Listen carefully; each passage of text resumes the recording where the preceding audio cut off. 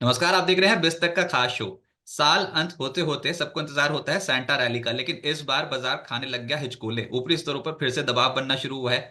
लेकिन 2025 में बाजार क्या धमाल मचाएगा, इसी पे बात करने के लिए हमारे इस मंच पे अलग अलग जानकार हमारे साथ जुड़ रहे हैं। और आज के हमारे खास मेहमान हैं Sunny Agarwal ji, head of research fundamental SBI security से। सनी जी नमस्कार, स्वागत है आपका बिस्तक पे। नमस्ते Rajat ji, thanks for inviting me on the show. Sir लेकिन मार्केट पे इस समय बहुत नर्वसनेस देखने को मिल रही है।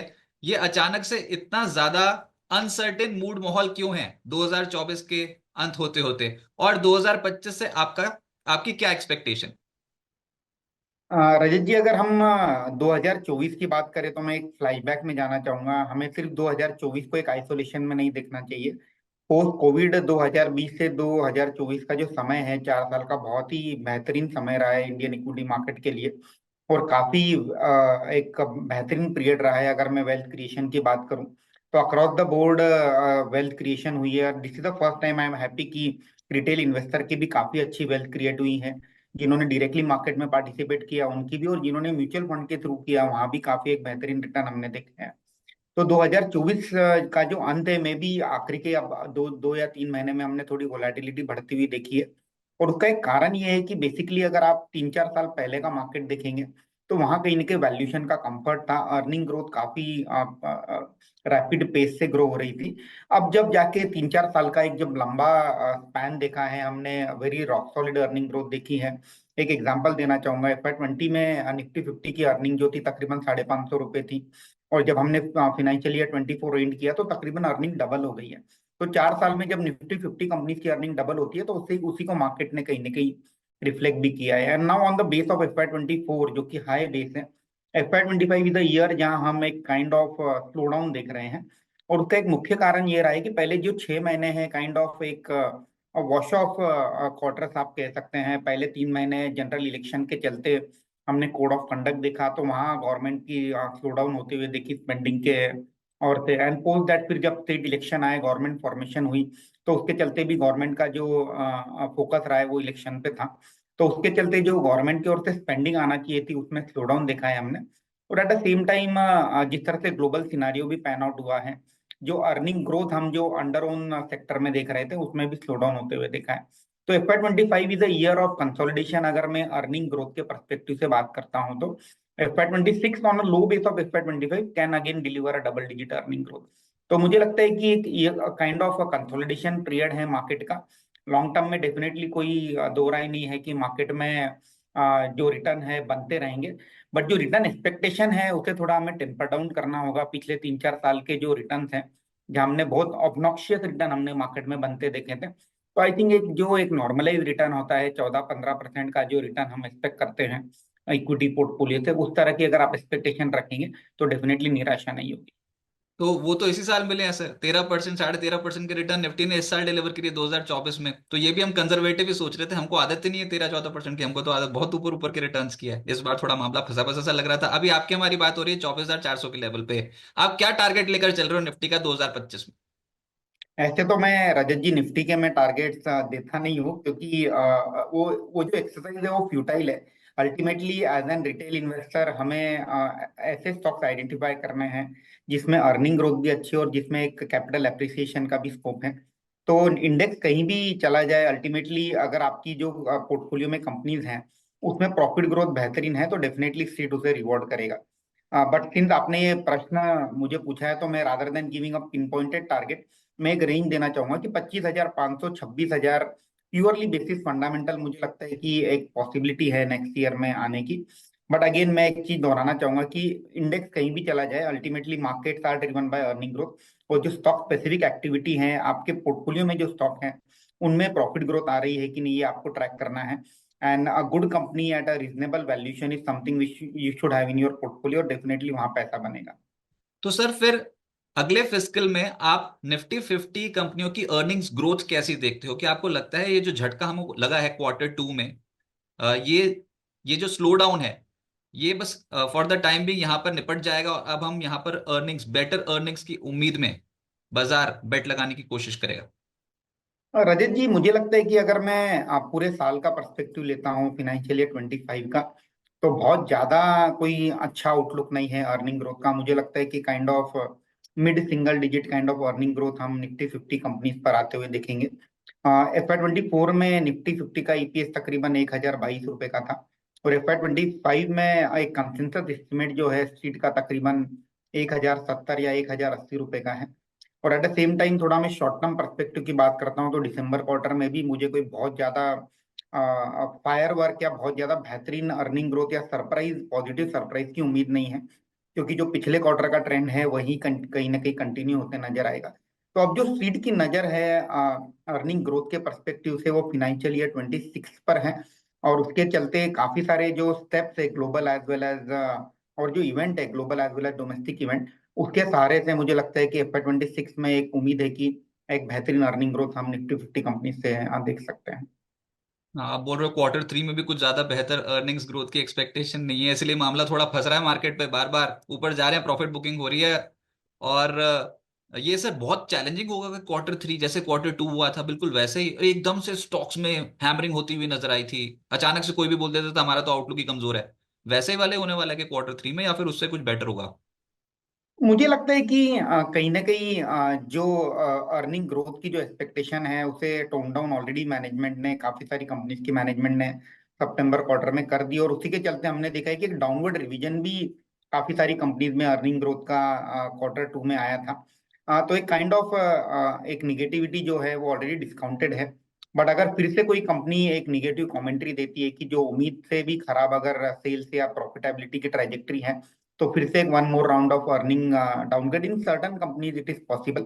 बट मुझे लगता है कि मोस्ट ऑफ द कंपनीज में जो अर्निंग डाउनग्रेड का जो साइकिल है वो कंप्लीट हो चुका है। Maybe December quarter is the quarter जहां हम एक काइंड ऑफ कोई बहुत ज्यादा positive as well as negative surprise नहीं देखेंगे। In line with expectation earnings आना चाहिए। तो कौन से सेक्टर से बेहतर अर्निंग्स की उम्मीद करके चल सकते हैं सर? आपके रडार पर कौन से ऐसे पॉजिटिव सेक्टर्स हैं जहां पर अर्निंग्स अच्छी आने की उम्मीद? अगर मैं अर्निंग्स बेहतर अर्निंग की उम्मीद करता हूं तो जो कंज्यूमर फेसिंग डिस्क्रिशनरी बिजनेसेस हैं, जो प्रीडोमिनेंटली डोमेस्टिक डिमांड ड्रिवन होते हैं, and most of the time जो अपर मिडिल क्लास और जो रिच क्लास है उनको कैटर करती है। तो sectors like hotels again purely driven by an holiday season as well as wedding season which is going on. Jewellery sector में मुझे लगता है कि अगेन अर्निंग बेहतर रहेगी। फैशन बिजनेस, तो anything which is related to the discretionary spending, वहां मुझे लगता है कि रिलेटिवली अर्निंग ग्रोथ बेहतर रहेगी compare to other peers. At the same time जो बड़े सेक्टर हैं वहां से एक decent kind of earning growth हम एक्सपेक्ट कर सकते हैं। बहुत ज्यादा पॉजिटिव नहीं तो बहुत ज्यादा निगेटिव नहीं, वो कैटेगरी में कुछ सेक्टर आएंगे जैसे banks, NBFCs, non banking financial services company, IT companies. December quarter usually seasonally weak quarter होता है आईटी कंपनीज के लिए, और ये हम सभी को पता है, तो बहुत ज्यादा निगेटिव या पॉजिटिव हम वहां नहीं देखेंगे। Pharma again after recovery from a US slow down, pharma भी एक डिसेंट अर्निंग ग्रोथ देगा। और consumer staple companies like Dabur HUL, based on the rural recovery and जिस तरह से फेस्टिव सीजन पैन आउट हुआ है, एक decent kind of earning growth में एक्सपेक्ट कर रहा हूँ। अगर हम ऑटो की बात करें तो with in auto two wheeler and tractor should do well on a relative basis. Four wheeler में काइंड ऑफ एक म्यूटेड ग्रोथ हमने देखा है, but with in four wheeler also अगर आप एसयूवी के जो मार्केट लीडर है महिंद्रा एंड महिंद्रा उसे देखते हैं तो मैं उसे एक आउटलायर अर्निंग ग्रोथ की उम्मीद करता हूँ। और अगर जो छोटे छोटे सेक्टर्स हैं जहां नंबर ऑफ कंपनीज बहुत कम होती हैं, वहां से मुझे एक बेहतर अर्निंग ग्रोथ की उम्मीद है। Case in point electronic manufacturing services company, जितनी भी AC as well as electronic component बनाने वाली कंपनीज हैं वहां से एक रिलेटिवली बेटर अर्निंग ग्रोथ की उम्मीद करता हूँ। Recycling which is again a sector which is driven by the government push, ethanol and bio ethanol driven companies, वहां भी एक रिलेटिवली बेहतर अर्निंग ग्रोथ आने की उम्मीद है। Packaging film companies like Cosmo film, Polyplex, वहां हमने काइंड ऑफ रिवाइवल देखा था क्वार्टर टू में, उसमें मैं एक्सपेक्ट कर रहा हूँ कि कंटिन्यूशन होगा अर्निंग ग्रोथ मोमेंटम का। And to some extent railway wagon की जो कंपनीज है, companies like Jupiter Titagarh, again ये सब सेक्टर छोटे सेक्टर है जो कि निफ्टी 50 या टॉप 250 कंपनीज के पार्ट मेजोरिटी इनके पार्ट में नहीं आते हैं। बट अगेन मुझे लगता है कि आउट ऑफ जो टॉप 250 कंपनीज हैं, वो जो यूनिवर्स है वहां से भी एक रिलेटिवली बेहतर अर्निंग ग्रोथ आने की उम्मीद है।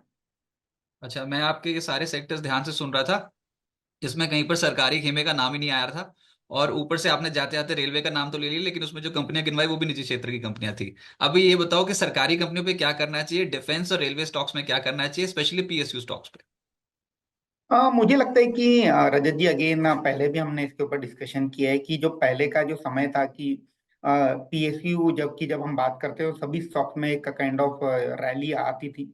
अब मुझे लगता है कि again it's a time for mens to get separated from boys. So ultimately जो कंपनीज हैं जहाँ रिलेटिवली अर्निंग बेहतर है रादर देन नैरेटिव के चलते स्टॉक चल रहे थे, तो हर सेक्टर में से एक या दो विनर डेफिनेटली इमर्ज होंगे विद इन पीएसयू की अगर हम बात करें। जैसे अगर हम बैंक्स की बात करते हैं तो मुझे लगता है कि बैंक्स में अभी भी रिलेटिवली वैल्यूएशन चीपर है on a PSU banking sector side. अगर हम एनबीएफसी की बात करते हैं तो companies like LIC housing finance जो कि less than one price to book पर ट्रेड हो रही हैं, जहां डाउन साइड रिस्क बहुत लिमिटेड है, ऐसे कंपनीज को डेफिनेटली देखा जा सकता है। अगर हम रेलवेज की बात करते हैं तो with in railways companies like BEML, which is a relatively a stronger company, predominantly metros as well as Vande Bharat train पर भी इनका फोकस है। कंस्ट्रक्शन डिफेंस में भी काफी स्ट्रॉन्ग प्रेजेंस है। अगर हम शिपिंग की बात करें तो शिपिंग में डेफिनेटली जो अर्निंग ग्रोथ आउटलुक है काफी रोबस्ट है, but to some most of the positive जो फैक्टर्स है ऑलरेडी प्राइस में है। तो किसी को अगर शिपिंग कंपनीज में देखना है तो कोचिन रिलेटिवली चीपर लगता है। तो पिक एंड चूज करना होगा अगर विद इन पीएसयू अगर आपको प्ले करना है। बस मैं पीएसयू के लिए एक चीज ये कहना चाहूंगा कि इंजर्ड है बट नॉट आउट है अभी भी। पर सर बजट आने वाला है ना, बजट से क्या एक्सपेक्टेशन है आपकी? बहुत बड़ा ट्रिगर बनेगा मार्केट के लिए, और हम अक्सर देखते हैं कि बजट से पहले ये रेलवे, पीएसयू, चाहे वो पावर सेक्टर से जुड़ी कंपनी हो या फिर रेलवे डिफेंस वाली कंपनी हो, रिन्यूएबल सेक्टर से जुड़ी कंपनी हो, ये अचानक से फोकस में आ जाती है। इस बार अभी तक थोड़ा मामला ढीला पड़ा हुआ है, आपको लगता है कि बजट रैली बनती हुई नजर आएगी, स्पेशली इन पीएसयू स्टॉक्स? अगर आप एक ट्रेंड देखेंगे रजत जी, बजट जो है it's more of a policy document. Out of budget भी अब काफी सारे जो डिसीजंस है गवर्नमेंट पूरे साल में लेते रहती है। तो बजट से जो इम्पोर्टेंट जो एक क्यूज जो मिलते हैं, प्रीडोमिनेटली एक जो इम्पोर्टेंट क्यू पूरा स्ट्रीट ट्रैक करेगी वो है continuation in spending on infrastructure. तो जिस तरह से हमने देखा था कि पिछले बजट में 11 लाख करोड़ का प्रावधान किया था गवर्नमेंट ने इंफ्रास्ट्रक्चर पे स्पेंड करने में, पर जिस तरह से अभी ट्रैजेक्टरी चल रही है लगता है थोड़ा सा कम ही स्पेंड होगा जब by the time the year and होगा। तो मुझे लगता है कि वो एक सेक्टर है जहाँ वो एक इम्पोर्टेंट पैरामीटर है जो स्ट्रीट ट्रैक करेगा। क्योंकि आज के डेट में सबसे बड़ा जो स्पेंडर है globally whether it is in India और एनी इकोनॉमी अगर आप देखेंगे तो गवर्नमेंट ही सबसे ज्यादा स्पेंड कर रहा है, and that is driving the growth for the respective countries corporate। तो वो एक इम्पोर्टेंट एस्पेक्ट रहेगा। दूसरा एस्पेक्ट जो है जिस तरह से टैक्स रिलीफ जो है स्पेशली जो lower end of tax bracket में जो जनता है सेल्फ एम्प्लॉयड या एम्प्लॉयड जो है उन्हें कहीं ना कहीं एक रिलीफ की मैं उम्मीद कर रहा हूँ। और जिस तरह से मीडिया में अब चर्चा भी चल रही है रैशनलाइजेशन ऑफ जीएसटी और जीएसटी के जो स्लैब्स हैं, वो anyway that's not a part of budget but that is one of the important parameter जिसकी एक गाइडलाइन मुझे लगता है कि फिनेंस मिनिस्टर साहब की ओर से हम फिनेंस मिनिस्टर की ओर से हम आते देखेंगे in a union budget. I think it's more of a policy document, क्योंकि बजट के अलावा भी हम देखते हैं पूरे साल में कहीं ना कहीं गवर्नमेंट की जो एक्टिविटी है regarding the various policies various sector वो आते रहती है। तो budget is more of an एक बोलते हैं ना कि एक विजन डॉक्यूमेंट है जो कि स्ट्रीट को गाइड करेगा कि अगले 12 महीने में गवर्नमेंट की क्या रणनीति रहेगी। अच्छा, अपार्ट फ्रॉम अर्निंग्स, ये जो तीन सेक्टर 2024 में धमाल मचाकर गए हैं, रियल एस्टेट 43% इंडेक्स ऊपर, वाईटीडी, फार्मा जो है वो 32% ऊपर, आईटी 28% ऊपर वाईटीडी 2024 में, आपको लगता है सस्टेन होंगे ये लेवल्स जो इन स्टॉक्स ने हासिल किए हैं, रियल्टी, फार्मा और आईटी स्टॉक्स? अगेन रजत जी, हमें एक चीज ध्यान रखना होगा कि जो इंडेक्स होता है उसमें जो कंपोजिशन है और जो वेटेज है वो बहुत इंपॉर्टेंट होता है। तो मोस्ट ऑफ द इंडाइसेस का अगर आप कंपोजिशन देखेंगे कि टॉप के दो या तीन स्टॉक होते हैं जो 30-40% इंडेक्स को कंट्रीब्यूट करते हैं वेटेज में। और अगर वो स्टॉक में रैली आ जाए तो हमें लगता है कि अरे पूरे सेक्टर में या पूरे इंडेक्स में रैली आ गई, और अब फिर हमें एक दुविधा रहती है कि नेक्स्ट ईयर ये कंटिन्यूशन होगा कि नहीं। मुझे लगता है कि rather than looking at index individual stock पे फोकस करना चाहिए। यस, फार्मा, रियल एस्टेट और आईटी तीनों सेक्टर में ही ऐसे काफी सारी कंपनीज हैं जहां से एक बेहतरीन रिटर्न की हम उम्मीद कर सकते हैं। अगेन रियल एस्टेट प्रीडोमिनेंटली काफी एक इम्पोर्टेंट सेक्टर है फॉर एन इकोनॉमी, और जिस तरह से अब रेट कट की बात चल रही है, maybe from in the month of Feb we may see some rate cut by Reserve Bank of India. तो रियल एस्टेट सेक्टर इसका एक बहुत बड़ा बेनिफिशियरी रहेगा। At the same time there is an expectation की government जो housing policy है उसके थ्रू कुछ एक बूस्ट देगी सेक्टर को। तो रियल एस्टेट सेक्टर में residential as well as commercial side में भी काफी सारे कंपनीज हैं जिसमें एक वेल्थ क्रिएशन का मौका बनते नजर आएगा। रही आईटी की बात, with in IT again there are certain few players which are doing a very niche work focusing on Gen AI, new age technology, relatively faster pace से ग्रो हो रही हैं। तो आईटी में भी ऐसे कुछ कंपनीज हमें नजर आएगी। और अगर हम फार्मा की बात करें तो सीडीएमओ का जिस तरह से पिछले 2-3 महीनों से मीडिया में भी इस सेक्टर के ऊपर काफी चर्चा हुई है, सीडीएमओ सेक्टर को लेकर के अपॉर्चुनिटी काफी बड़ी है। तो मुझे लगता है कि तीनों ही सेक्टर से कुछ कंपनीज में वेल्थ क्रिएशन के मौके बनते नजर आएंगे। लेकिन सर ये न्यू एज कंपनीज पे क्या करना चाहिए? हम रोज ही आजकल कुछ नई रिपोर्ट्स पढ़ लेते हैं जोमेटो और स्विगी के ऊपर। आपकी राय? अगेन जो न्यू एज कंपनीज हैं, अगर हम स्विगी और जोमेटो की बात करें तो आई थिंक अपॉर्चुनिटी जो लैंडस्केप है काफी बड़ा है इसमें। एक तो है कि अभी इनका जो प्रेजेंस है predominantly top tier metro tier 1 cities में है। अब इन्होंने टीयर 2 टीयर 3 सिटीज में पेनिट्रेट करना स्टार्ट किया है। तो opportunity to penetrate in a smaller town, semi urban semi rural area में काफी बड़ी है। दूसरी चीज जो है, इनकी जो कैटेगरी है ऑफरिंग है उसमें हम देख रहे हैं कि दिन पे दिन एक्सपेंशन हो रहा है। पहले the all this were food delivery businesses, अब हम इनमें ग्रोसरी से इन्होंने स्टार्ट किया। Now from grocery now you can buy non grocery item. आपको परफ्यूम चाहिए, आपको वॉच चाहिए, आपको मोबाइल चाहिए, एनीथिंग इज अवेलेबल ऑन। तो उससे जो अपॉर्चुनिटी का जो साइज है काफी बड़ा हो गया है ये प्लेयर्स के लिए। और जिस तरह से एक कन्वीनियंस की जो आदत कंज्यूमर को लग गई है, मुझे नहीं लगता है कि उन्हें 20 या 30 रुपए या 50 रुपए तक एक्स्ट्रा पे करने में कोई दिक्कत है। तो भले ही जिस तरह से कहीं मैं एक डिस्कशन भी सुन रहा था कि जीएसटी को इसमें जो जीएसटी जो अप्लाई होता है डिलीवरी चार्जेस पर, उसको भी लेकर के कुछ डिस्कशन चल रहा है गवर्नमेंट में। आई थिंक आप कोई भी चार्ज लगा दो, अल्टीमेटली कंज्यूमर को जो कन्वीनियंस की हैबिट है वो लग चुकी है। और हमने ये ट्रैवल सेक्टर में भी देखा है कि पहले जो टिकटिंग जो बिजनेस था, airline ticketing business, now consumer are willing to pay up to 500-600 rupees on a per ticket basis as a convenience fee. और वही ट्रेंड मुझे लगता है कि across the board quick commerce as well as food delivery business में pan out होते नजर आएगा। हालांकि वैल्यूएशन आप अगर आप देखोगे, Zomato more than 2.5 lakh crore market cap company, valuation definitely expensive है, बट अपॉर्चुनिटी साइज काफी बड़ी है। तो इसमें मुझे लगता है कि at on a relative basis Swiggy still trading at a cheaper valuation. Portfolio का पार्ट होना चाहिए, but at the same time इन्हें क्वार्टर ऑन क्वार्टर ट्रैक करना है, क्योंकि अगर ये कंपनीज अपने जो प्रॉफिटेबिलिटी एम है वहां से अगर डिस्ट्रैक्ट हो जाती है तो मार्केट इन्हें पनिश भी करेगा। तो ultimately profitability is something which this companies have to display over the period of next 2 to 3 year. आजकल वैसे पैरेलल रेवेन्यू स्ट्रीम्स भी शुरू कर दिए हैं इन कंपनियों ने। बहुत सारे एंटरटेनमेंट की टिकटिंग बिजनेस में भी कंपनियां पैर पसार रही हैं। तो ठीक है, न्यू जनरेशन के बिजनेसेस हैं, उसका बेनिफिट मिल रहा है शेयर होल्डर्स को, बहुत ही जबरदस्त तरीके से भाग रहे हैं ये स्टॉक्स। लेकिन सर अभी हम बात कर रहे थे ये इंटरेस्ट रेट साइकिल की भी। आरबीआई ने तो ट्रिगर दबाया नहीं, इंटरेस्ट रेट कटौती की नहीं, सीआरआर में 50 बेसिस पॉइंट की कटौती की थी, रेपो रेट घटाया नहीं। लेकिन अब 18 दिसंबर तारीख फोकस में है, क्योंकि यूएस फेड की पॉलिसी आनी है। क्या एक्सपेक्टेशन रखें यूएस फेड की पॉलिसी से, और उसका असर इमर्जिंग मार्केट्स पे कैसा पड़ेगा? आई थिंक इसमें कोई दो राय नहीं है कि 25 बेसिस पॉइंट रेट कट की जो उम्मीद है वो सभी को है US upcoming US Fed policy से। मुझे लगता है कि rather than rate cut what is important कि जो चेयरमैन साहब की कमेंट्री रहेगी regarding what is the trajectory of inflation and rate cut in calendar year 25 and 26, वो एक इम्पोर्टेंट रहेगा। और जो उसका इम्पैक्ट है डॉलर इंडेक्स और as well as US 10 year bond yield, ये दो इम्पोर्टेंट पैरामीटर पर क्या क्या होता है वो दिखना जरूरी होगा। क्योंकि उसका सीधा सीधा इम्पैक्ट हम डोमेस्टिक करेंसी यानी कि रुपी पर आते हुए देखेंगे।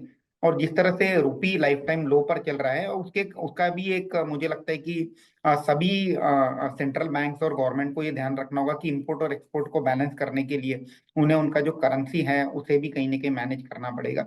तो मुझे लगता है कि ये दो तीन इंपॉर्टेंट एस्पेक्ट है जो यूएस फेड के ओर से आते देखेंगे। और अगर हम इमर्जिंग मार्केट्स की बात करते हैं तो currency is something which is very important aspect which all the central bankers have to manage जिसके काफी सारे टूल्स होते हैं, या rate, interest rate is one of the important tool for that.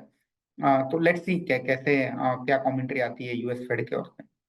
कि अब सब जानना चाहते हैं कि एसबीआई सिक्योरिटीज ने 2025 की कौन सी पिक सिलेक्ट कर रखी है, कहां पर पैसा बनने के चांसेस ज्यादा हैं। तो सर किस तरीके से हम आगे बढ़ेंगे अभी आप बताएं, क्योंकि हम तो आपसे जितना आप बता सकते हो स्टॉक्स के बारे में आप बताते चले जाओ, हम तो सुनते चले जाएंगे।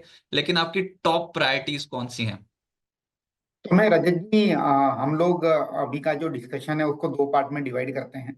तो मैं एक pure play large cap stocks को मैं बताना चाहूंगा सभी व्यूअर्स के लिए। बट अगेन एक डिस्क्लेमर रहेगा कि ये जितनी भी स्टॉक्स की जो सूची है हमने हमारे क्लाइंट के साथ हम रेगुलर बेसिस पर शेयर करते हैं रहते हैं, और इसमें हमारे क्लाइंट्स इन्वेस्टेड होंगे, तो ये एक डिस्क्लोजर मैं देना चाहूंगा। तो अगर हम लार्ज कैप की बात करें, तो अगर मैं बिल्डिंग मटेरियल या सीमेंट की बात करता हूं तो मैं अंबुजा सीमेंट को मेरे पोर्टफोलियो में ऐड करना चाहूंगा। अगर हम टेलीकॉम की बात करें तो भारती एयरटेल को मैं अपने पोर्टफोलियो में ऐड करना चाहूंगा। अगर हम माइनिंग और मेटल्स की बात करते हैं तो कोल इंडिया को मैं ऐड करना चाहूंगा। काफी अच्छा डिविडेंड यील्ड है, अट्रैक्टिव वैल्यूएशन पर ट्रेड कर रहा है। आईटी सेक्टर से मैं एचसीएल टेक को ऐड करना चाहूंगा। बैंकिंग से मैं आईसीआईसीआई बैंक को ऐड करना चाहूंगा। कैपिटल गुड्स से Larsen and Toubro. Auto OEM की अगर हम बात करें तो महिंद्रा एंड महिंद्रा। एफएमसीजी से मैरिको।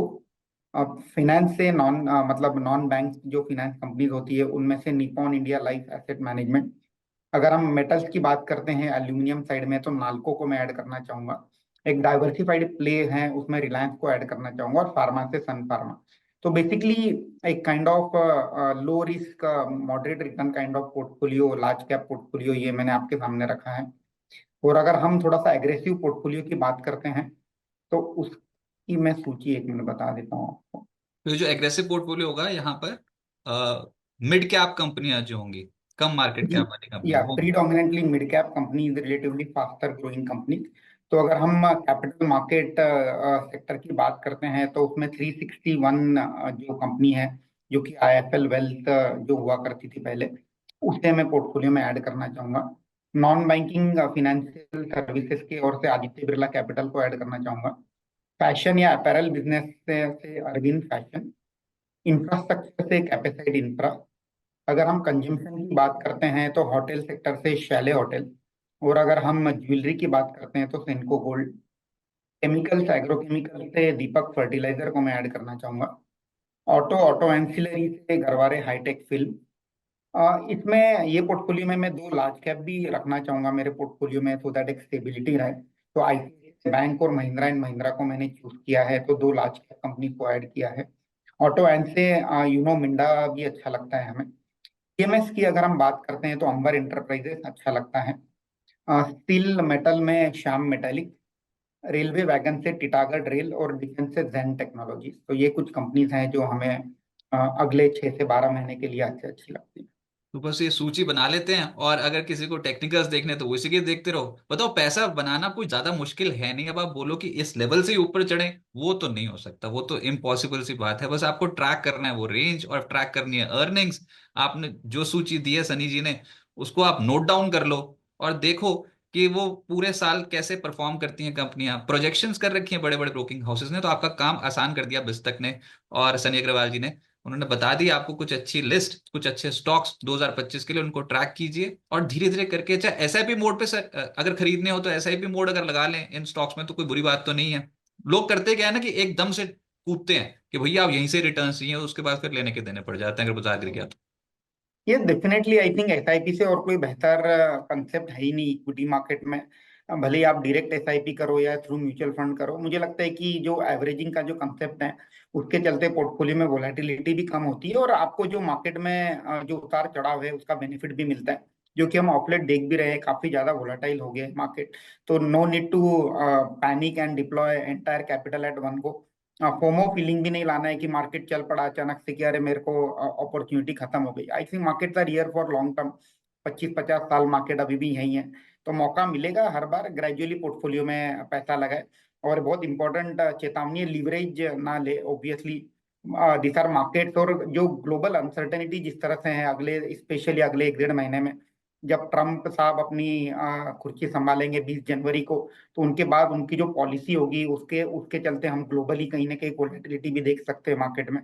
उसके बाद यूनियन बजट है, अगर हम डोमेस्टिक मार्केट की बात करते हैं फेब को, और eight the same time GST committee की मीटिंग है, उसके चलते भी काफी सारी उम्मीद है लोगों को कि कुछ सेक्टर में बेनिफिट होंगे नहीं होंगे। और eight the same time geopolitical tension जो है, शायद लोग भूल गए हैं कि रशिया यूक्रेन और काफी सारी जगह पर अभी भी जियोपॉलिटिकल टेंशन बरकरार है। तो काफी सारे इवेंट एक साथ प्ले आउट हो रहे हैं over the period of next 1 और 2 मंथ। तो थोड़ा सा संभल कर काम कीजिए, no need to get aggressive in the market. ये जो अभी वोलेटिलिटी आप देख रहे हो मैक्सिमम वोलेटिलिटी है या फिर ये ऐसे ही बस, ये अब ऐसी वोलेटिलिटी के साथ हमको रहना पड़ेगा मार्केट में? इंडियन मार्केट में तो हद ही हो गई है, इतनी ज्यादा वोलेटिलिटी देखने को मिल रही है। आपने देखी कभी ऐसी वोलेटिलिटी हर वीक इतना जबरदस्त? आज ही जब आपकी हमारी बात हो रही है तो हालत देख लो मार्केट की क्या हो रखी है। ऐसी वोलेटिलिटी देखी है सर? कंसिस्टेंट बेसिस पे है ये volatility. I think yes, market में एक फेज फेज में मार्केट चलता है। एक जब हम देखते हैं कि कंसिस्टेंटली अप मूव होता है, उसके बाद मार्केट कंसोलिडेशन मोड में जाता है, time wise as well as price wise. तो volatility is part and parcel of the game. सिर्फ अब इतना डिफरेंस है कि अब जब मार्केट बहुत ऊपर के लेवल पर आ गया है, निफ्टी जब 25,000 के लेवल पर ट्रेड कर रहा है, 24,500 25,000, तो इवन आप 250 पॉइंट का movement is hardly 1% move. But अगर आप पॉइंट में बात करें तो डेफिनेटली आपको एक बहुत बड़ा अप मूव या डाउन मूव आते दिखेगा। बट अगर आप परसेंटेज की बात करते हैं तो हार्डली 0.5% या 1% का मूव मार्केट में होता है। तो एब्सोल्यूट पॉइंट में डेफिनेटली वोलेटिलिटी ज्यादा है, बट अगर आप परसेंटेज की बात करें तो मुझे लगता है कि वोलेटिलिटी जो हिस्टोरिकल जो रेंज में थी वही रेंज में चल रही है। सर लास्ट सवाल ये होगा कि कॉन्फिडेंस के साथ उतरे ना 2025 में, क्या अच्छा हो सकता है मार्केट के लिए जो मार्केट एकदम से रॉकेट हो जाए? अगेन ये जो उम्मीद रखना कि मार्केट रॉकेट हो जाए, मुझे लगता है कि दैट्स अ रॉन्ग एक्सपेक्टेशन। हमें गलत उम्मीद के साथ मार्केट में ट्रेड नहीं करना चाहिए। आई थिंक आज के डेट में अगर किसी को फ्रेश कैपिटल डिप्लॉय करना है तो मार्केट में एटलीस्ट आपका जो इन्वेस्टमेंट हॉराइजन है एटलीस्ट 2 से 3 साल का होना चाहिए। Then you will have a peace of mind. आप ये सोच के उतरेंगे कि मैं जनरेशनल वेल्थ अगले 1 साल में बना लूंगा, तो थोड़ा सा मुश्किल है, क्योंकि काफी ग्लोबली काफी काफी सारे जो पैरामीटर हैं अनसर्टन है। स्पेशली अगर आप देखेंगे जो वर्ल्ड की लार्ज इकोनॉमीज है, यूएस और चाइना, दोनों में जो पॉलिसी अनसर्टेनिटी बनी हुई है उसका इम्पैक्ट ग्लोबली सभी इकोनॉमीज पर आते हम देखते हैं, और हिस्टोरिकली हुआ भी है। और जिस तरह से चाइना स्टेप्स ले रहा है अपनी इकोनॉमी को रिवाइव करने के लिए, लेट्स सी वेदर उसका जो बेनिफिट है, फ्रूट्स अगले 3 से 6 महीने में प्ले आउट होते हैं कि नहीं। और एट द सेम टाइम जिस तरह से जो वॉर है, आजकल जरूरी नहीं है कि फील्ड में ही वॉर होते हैं, ट्रेड वॉर के थ्रू भी, काफी सारी पॉलिसीज के थ्रू भी एक दूसरे का कोई ना कोई सेक्टर को इम्पैक्ट बना रहता है। तो मुझे लगता है कि हॉराइजन थोड़ा लंबा होना चाहिए। और अगर हम 2025 की बात करें तो I think the most important trigger is कि जो ट्रम्प साहब की जो पॉलिसीज रहेगी, आई होप कि वो कोई एंटी एक आधी इकोनॉमी या कोई पर्टिकुलर लार्ज इकोनॉमी को कोई बहुत ज्यादा इम्पैक्ट ना करे। क्योंकि जो इकोनॉमी को इम्पैक्ट होगा वो definitely he will try to save his economy by some hook and some other measures. तो the world is interlinked nowadays, तो डेफिनेटली इम्पैक्ट सभी को देखने मिलेगा। तो I hope the transition from earlier government to the new government in US is very smooth. And at the same time जो domestic front पर अगर हम बात करें, गवर्नमेंट की ओर से जो रिफॉर्म प्रोसेस है, मैं उसमें उम्मीद करता हूँ कि कंटिन्यूशन देखने मिलेगा, specially on employment front. Manufacturing sector को फर्दर बूस्ट दिया जाएगा, जिसके चलते मुझे लगता है कि इकोनॉमी की जो ग्रोथ है आगे जाके बरकरार रहेगी। राइट सनी जी, हर बार की तरह बहुत मजा आ गया सर आपसे बात करके। और एक बार फिर से बिस्तक की पूरी टीम की ओर से आपको नए साल की बहुत बहुत शुभकामनाएं sir. Thank you. Thank you.